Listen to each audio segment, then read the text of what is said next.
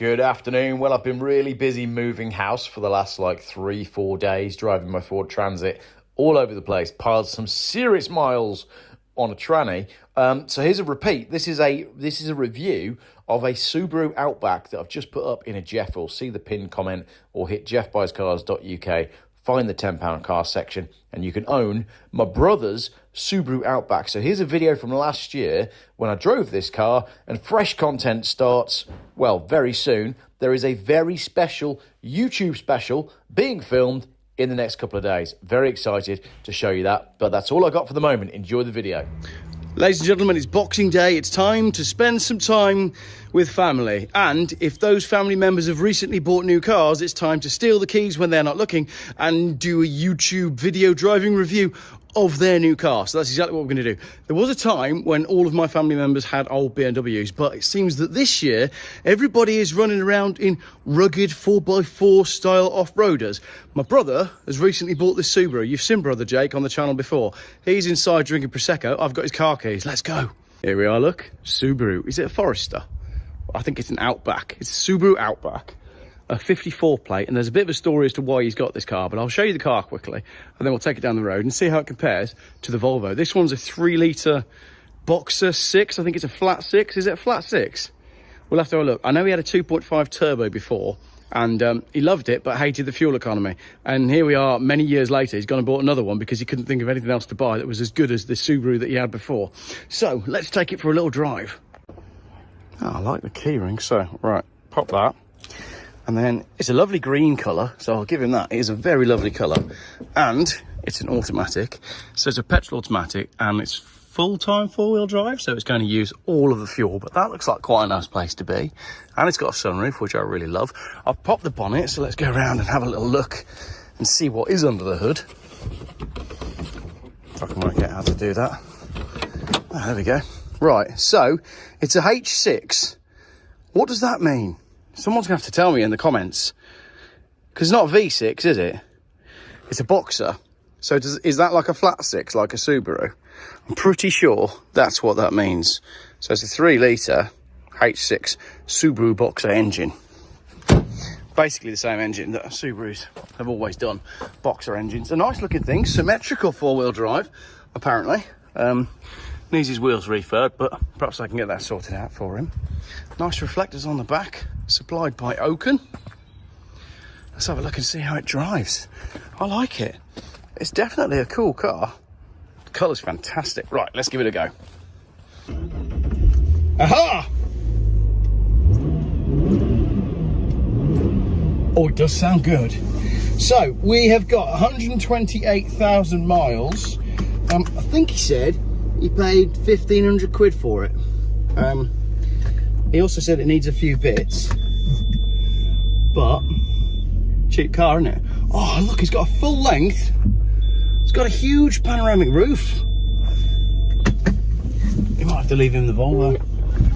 Right, that's my Bluetooth coming on. Oh, it's quick. 19.2 miles to the gallon.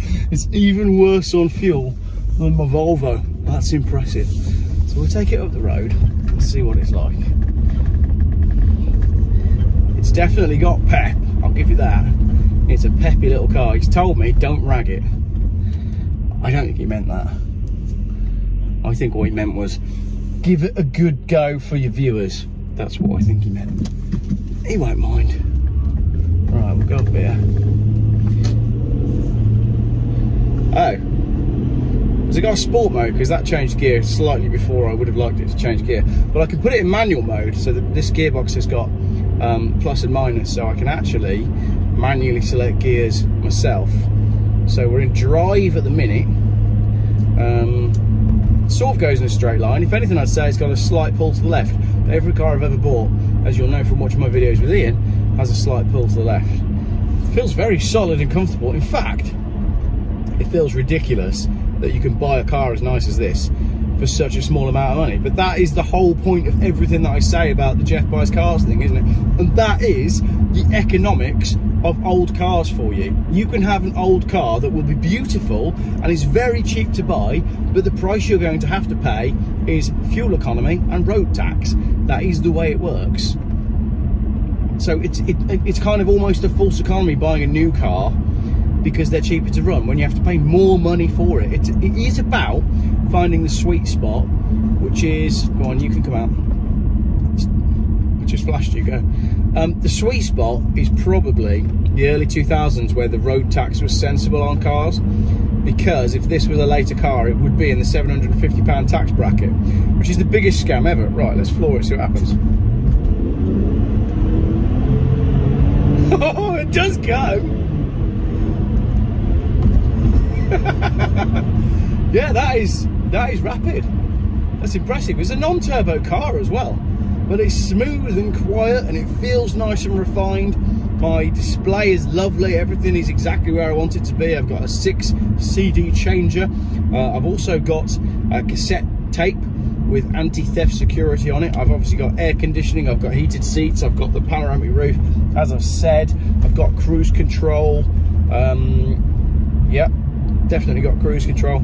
I think this is a real nice car for the money, and they're getting harder and harder to find. So basically, my brother had one of these before, and I think he got sick of the fuel economy because they started doing more miles. He couldn't sell it. Nobody wanted it. It was ridiculous. And then after lockdown and all that rubbish, he couldn't find one to buy. And he's been indecisive about getting a car, and he's talked about buying this and talked about buying that, and I've tried to find cars for him, and I've just always said to him, you need to get yourself a Volvo XC70, probably a diesel one, because they're sensible. And no, he's gone and got himself this instead.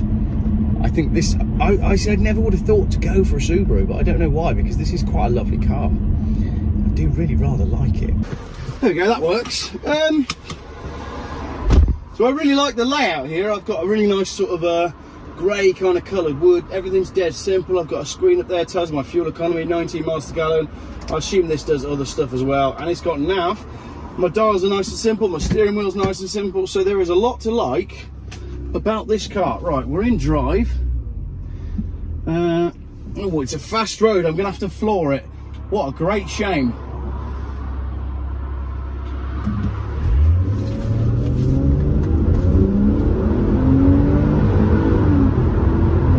Well, that's 60. It's plenty quick enough. It's lovely. It feels so nice in this cabin with the big glass roof. The handling is lovely. I like the way the car feels. I do enjoy a Subaru. I know there haven't been many Subarus on the channel, but I do like the way this car feels. Yep, I get it. I absolutely get it. Doesn't seem like much money either. 1,500 quid for 125,000 miles. I just feel like that's a bit of a bargain. I mean, yes, it's 19 miles to the gallon, and that screen looks like it's far too dark. And I can't really work out what it does. Right, so I've got real-time fuel consumption. On a run, this car would probably get close to 30 miles to the gallon, something like that. But how nice is it knowing that you've got full-time four-wheel drive to get you out of trouble, if indeed you do get in any trouble. Let's spin around and head back to the party.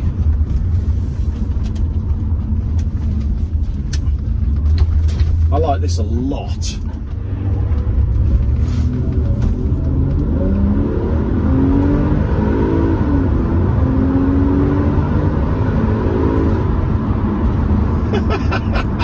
Yeah, I could get used to that. I could absolutely get used to that. What a nice car. Really like it. Frameless windows as well, which is really cool. Definitely nice to have some frameless windows. Yeah, I approve. Geoff approves of the purchase. Takes a minute to drop down. Do it manually.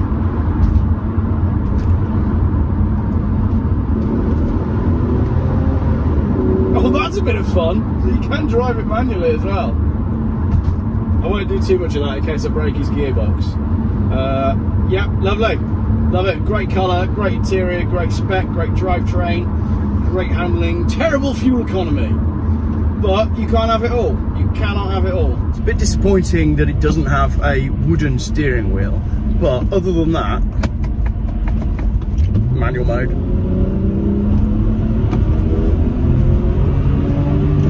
Third gear.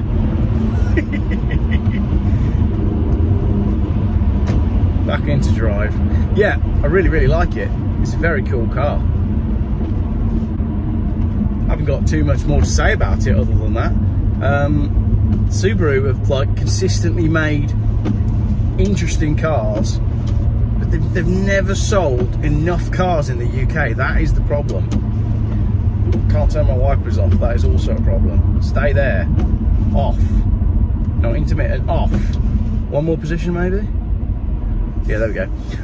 Yeah, that's always been the issue. Subaru have never actually sold quite enough cars in the UK. I do really like their latest four-wheel drive estate offerings, but Subaru is a brand that is massively going to suffer due to the EV mandate. Their EV offering is basically, I think it's like a badge engineered Toyota, is it?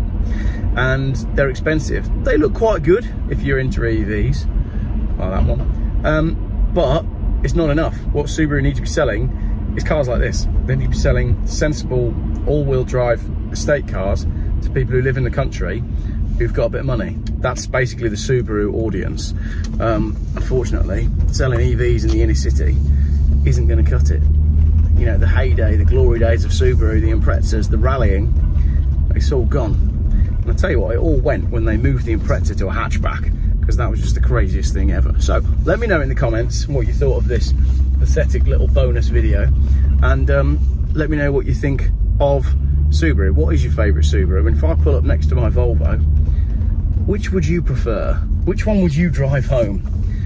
If you were at this family party that I'm at and you saw a bowl of keys, not like that, which car would be the one that you'd actually want to take home? Would you take the Subaru with its 3-litre non-turbo, or would you take that with its 2.5-litre 5-cylinder? So as I say, interior on it is really nice, and frameless windows, which are just, I mean, frameless windows are just cool, aren't they?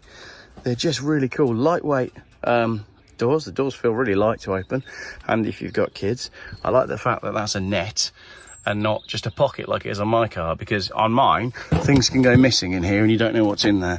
Handy cup holders in the back as well, that's really cool.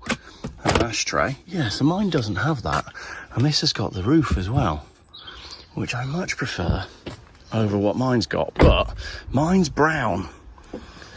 But I mean, this is a pretty cool pair of colours, isn't it, for these two? So in the back of mine, is mine unlocked? Yeah. See, I've just got a pocket there. Ignore the wine bottle, it's actually water, because for some reason this car was low on coolant the other day, and that was the only thing I could grab. Mine is more of a project car compared to the Subaru, like the door card's falling apart, and my lights have stopped working, sadly. But when this car's clean, because it is disgusting at the minute, it's quite a lovely thing, but right now it is grim because it has been the main Christmas transport.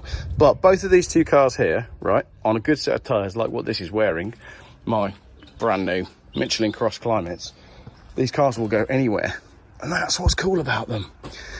Sensible family transport that goes anywhere. Right, I'm gonna head back into the party. So as I said, let me know in the comments which one you think you would prefer. I mean, granted, the Subaru is a lot cleaner and the Volvo needs a really good valet, but I think both of them are very cool. I really like the Subaru. I've not driven one before. Very impressed. So there you go. Let me know in the comments, which one would you have? And I'm gonna head back inside and see if I can work out how those child gate things work. You just end up climbing over them, don't you? Because the buttons are so confusing. So yes, they work in that the children can't get down the bottom of the stairs, but the adults can't either. Right, thank you very much for watching this bonus video.